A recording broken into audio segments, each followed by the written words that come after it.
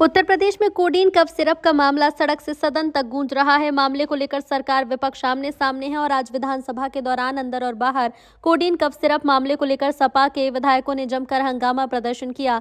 सपा विधायकों ने नेता विरोधी दल माता प्रसाद पांडे के नेतृत्व में विधानसभा परिसर में चौधरी चरण सिंह की प्रतिमा के सामने विरोध प्रदर्शन करते हुए हाथों में तख्तियां लेकर जोरदार नारेबाजी की और सरकार पर कफ सिरप घोटाले की निष्पक्ष जांच न कराने का आरोप लगाया।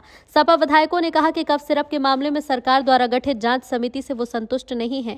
घोटाले के तार बड़े माफिया से जुड़े हैं, सरकार उन्हें संरक्षण दे रही है।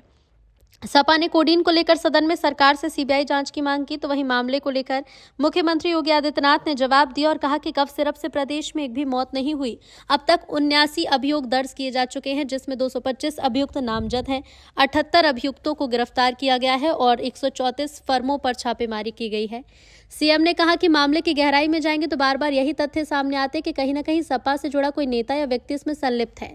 अवैध लेन देन भी लोहिया वाहिनी के एक पदाधिकारी के खाते के जरिए हुआ। एसटीएफ पूरे प्रकरण की जांच कर रही है। मुख्यमंत्री ने स्पष्ट किया कि मामले में कोई भी अपराधी बच नहीं पाएगा। बुलडोजर एक्शन को लेकर सपा पर तंज कसते हुए कहा कि चिंता मत कीजिए, समय आने पर बुलडोजर एक्शन की पूरी तैयारी रहेगी, उस पर चिल्लाइएगा नहीं। तो अब कफ सिरप पर सरकार और विपक्ष आमने सामने है। तमाम आरोप प्रत्यारोप लगाए जा रहे हैं। मामले में किसके आरोप में कितना दम है तो जांच के बाद वक्त बताएगा, लेकिन मामले में राजनीति जरूर जोर पकड़ी है और इसी मुद्दे पर चर्चा करेंगे। लेकिन पहले कुछ बयान भी सुन लेते हैं। जो भी अपराधी होगा, ये तो मैं जानता हूं आपकी पीड़ा को, क्योंकि जब सरकार की कार्रवाई अपने अंतिम उस तक जाएगी तो आप में से बहुत सारे लोग फतिया पढ़ने के लिए जाएंगे वहां, तो आपको फतिया पढ़ने की लायक भी हम नहीं छोड़ेंगे। तब तक ऐसी कार्रवाई हम कर देंगे। इसके लिए महोदय, हम लोगों ने एक एसआईटी गठित की है। प्रदेश के आईजी कानून लॉ एंड ऑर्डर की अध्यक्षता में एक एसआईटी गठित की है, जिसमें यूपी पुलिस और एफएसडीए के अधिकारी भी शामिल हैं पूरे प्रदेश भर में, और इसमें कार्रवाई हमारी निरंतर चल रही है।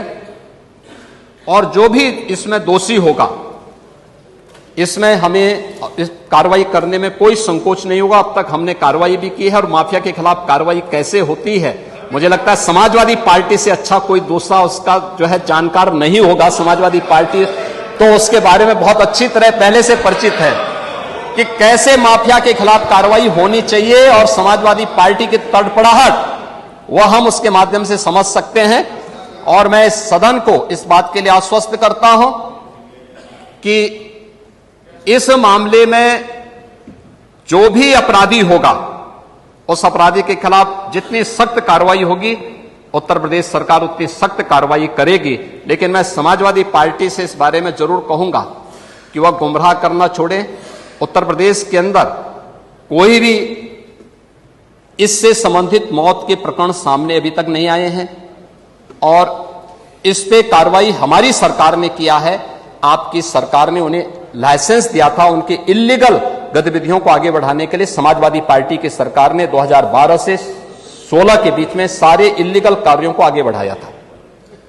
मैंने श्री बजट को संविधान के अंतर्गत सरकार को अधिकार है, उसे जब कोई खर्चे की जरूरत होती है, खर्चा कम होता है, तो उसको फिर कंसोलिडेटेड फंड से निकालने के लिए उसे अनुपूरक के रूप में सदन के पटल पर रखना पड़ता है, और सदन जब उसकी मंजूरी दे देता है तो सरकार वो पैसा खर्च कर पाती है, स्वतः नहीं ले पाती। इसलिए जब कभी इनको अधिकार है, सरकार को अधिकार है, और संविधान में व्यवस्था है अनुपूरक लाने का, अब ये देखना अनुपूरक किस लिए ला रहे हैं, इस पर बात होगी। सौभाग्यशाली है हम लोग कि देश के विकास के लिए आप सब लोगों का सौभाग्य है और देश की जनता का सौभाग्य है कि उत्तर प्रदेश को सर्वोत्तम प्रदेश बनाने के लिए अनुपूरक बजट अनुपूरक बजट पेश हो रहा।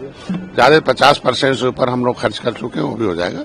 अनुपूरक होता है कि हम जो विकास की योजनाओं में जो कुछ नई चीजें आती हैं, विकास की जनता की डिमांड पर, क्षेत्र की जनता की सहायता के लिए उसके उसका ही सरकार है, उनके लिए विकास, उनके सुविधाओं के लिए बजट की आवश्यकता होती है और उन्होंने अवसर दिया है तो उनका बजट है, उन्हीं के नाम है। अब उसको पास करके ले जाना है और बिना मतलब का विपक्ष उस पर हंगामा करता है। वंदे मातरम हमारे भारत के दिल की आवाज है, एक धड़कन है, उस पर अब दिल जब धड़कता तभी आदमी जिंदा रहता और दिल से संबंधित जानते हैं कि तो ये वंदे मातरम भारत की उस स्वतंत्रता सेनानियों की आवाज है, देश की आत्मा की आवाज है। उस पर सभी पक्ष विपक्ष को एक होना चाहिए और हम लोग सौभाग्यशाली हैं कि उसका आज के दिन में चर्चा हो रहा है।